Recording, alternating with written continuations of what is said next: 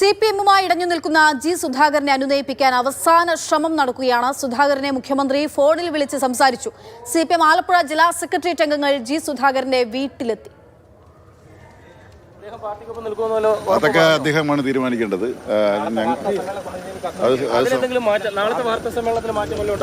വാർത്താ സമ്മേളനത്തിൽ അദ്ദേഹം പറയാനുള്ള കാര്യങ്ങൾ പറയട്ടെ. അദ്ദേഹം പാർട്ടിയോടൊപ്പമാണ്. അദ്ദേഹം ഇപ്പോഴും പാർട്ടിയോടൊപ്പം ആയതുകൊണ്ട് തന്നെയാണ് ഞങ്ങൾ അദ്ദേഹത്തെ കാണാൻ വന്നത്. രഘുനാഥ് നാരായണൻ വിവരങ്ങളുമായിട്ട് ചേരുകയാണ്. രഘു, ആ ദൃശ്യങ്ങൾ കാണുകയായിരുന്നു. ഒരു കൂട്ടം നേതാക്കൾ തന്നെ, അതായത് ജില്ലാ നേതാക്കൾ തന്നെ അദ്ദേഹത്തിന്റെ വീട്ടിലെത്തി അദ്ദേഹവുമായി സംസാരിച്ചിട്ടുണ്ട്, ജി സുധാകരനുമായി. സുധാകരൻ വാർത്താ സമ്മേളനം നടത്തിക്കോട്ടെ എന്നൊക്കെ അദ്ദേഹം പറയുകയും ചെയ്യുന്നുണ്ട്, ഈ നേതാക്കളൊക്കെയും. അപ്പോൾ പ്രതീക്ഷ വെക്കുന്നുണ്ടോ? എന്തായിരിക്കും സംഭവിക്കുക? എന്താണ് നമുക്ക് മനസ്സിലാകുന്നത് പ്രാഥമികമായിട്ട് ഇവരുടെയൊക്കെ പ്രതികരണത്തിൽ നിന്നും? അനുനയിക്കപ്പെട്ടിട്ടുണ്ടോ?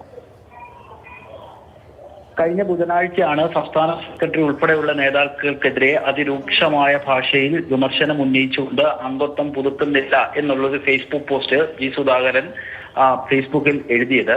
ഇതിനുശേഷം അദ്ദേഹം ഈ വിഷയത്തിൽ ഇതുവരെ പരസ്യമായിട്ടോ അല്ലെങ്കിൽ സമൂഹ മാധ്യമങ്ങളിലൂടെയോ പ്രതികരിച്ചിട്ടില്ല. നാളെ 11 മണിക്ക് വാർത്താ സമ്മേളനം വിളിച്ചിട്ടുണ്ട്. നമ്മളുടെയൊക്കെ ഒരു ധാരണ അദ്ദേഹം CPM-ആയിട്ടുള്ള ബന്ധം വിച്ഛേദിച്ച് അമ്പലപ്പുഴയിൽ സ്വതന്ത്രനായി മത്സരിക്കും. അദ്ദേഹം അമ്പലപ്പുഴയിൽ സ്വതന്ത്രനായി മത്സരിച്ചാൽ UDF അദ്ദേഹത്തെ പിന്തുണയ്ക്കും. അങ്ങനെ ഒരു രാഷ്ട്രീയ നീക്കമാണ് നമ്മളെല്ലാവരും പ്രതീക്ഷിക്കുന്നത്.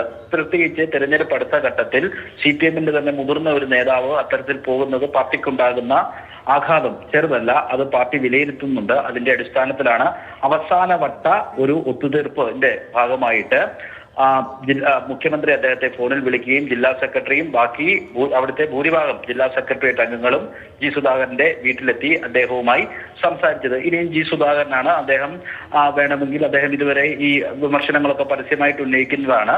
ഒരുപക്ഷെ അദ്ദേഹം വഴങ്ങിയേക്കാം. അല്ലെങ്കിൽ നമ്മൾ നേരത്തെ പറഞ്ഞതുപോലെ അദ്ദേഹം പാർട്ടിയുമായിട്ടുള്ള ബന്ധം വിച്ഛേദിച്ച് അമ്പലപ്പുഴയിൽ സ്വന്തമായി മത്സരിക്കുകയും UDF അദ്ദേഹത്തെ പിന്തുണയ്ക്കുകയും ചെയ്യാം. 2 സാധ്യതകളാണ് ഉള്ളത്. വാർത്താ സമ്മേളനം നടത്തുമെന്ന് തന്നെയാണ് നമ്മൾ ഇത് ഇപ്പോഴും മനസ്സിലാക്കുന്നത്.